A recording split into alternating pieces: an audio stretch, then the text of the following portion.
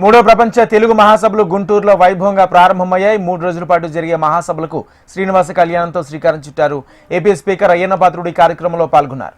గుంటూరు శివార్లోని సత్యసాయి ఆధ్యాత్మిక క్షేత్రంలో మహాసభలు నిర్వహిస్తున్నారు.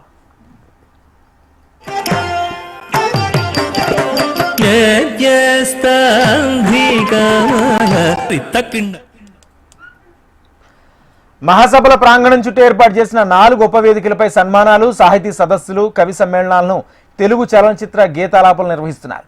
కార్యక్రమాలు రాత్రి 11 గంటలకు జరుగుతాయని మహాసభల నిర్వాహకుడు, ఆంధ్ర సరస్వతి పరిషత్ అధ్యక్షుడు గజల్ శ్రీనివాస్ వివరించాడు. ఆధ్యాత్మిక వేదికపై ప్రవచనాలు, హోమాలు, కళ్యాణాలు జరుపుతారు. పురాతన సాహిత్యం, ప్రాచీన నాణ్యాలు, తెలుగు సాంప్రదాయ వంటకాలు మైమర్పించనున్నాయి. సాయంత్రం జరిగే ఆంధ్ర శ్రీ పూర్ణకుంభ పురస్కారాల సభలో ఒడిశా గవర్నర్ కంబంబడి హరిబాబు పాల్గొంటారు.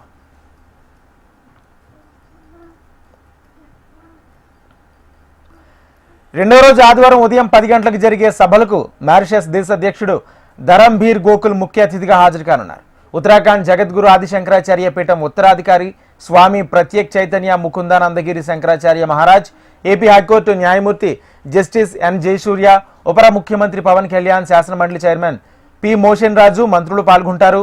ఆదివారం సాయంత్రం జరిగే కార్యక్రమాలకు త్రిపుర గవర్నర్ ఎన్ ఇంద్రసేనారెడ్డి హాజరవుతారు. ఆంధ్ర సరస్వతి సేవా పురస్కారాలు ప్రదానం చేయనున్నారు.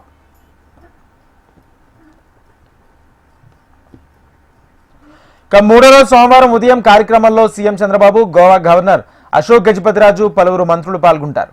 మూడో ప్రపంచ తెలుగు మహాసభల పోస్టర్ కవర్ను సీఎం ఆవిష్కరిస్తారు. మధ్యాహ్నం సభలో మాజీ ఉపరాష్ట్రపతి వెంకయ్యనాయుడు మన తెలుగు భాష అమృత భాష అంశంపై ఆయన ప్రసంగిస్తారు. సాయంత్రం ముగింపు వేడుకలకు సుప్రీంకోర్టు పూర్వ ప్రధాన న్యాయమూర్తి justice NV Ramana, AP high court న్యాయమూర్తి కృష్ణమోహన్, మంత్రి లోకేష్ హాజరు కానున్నారు.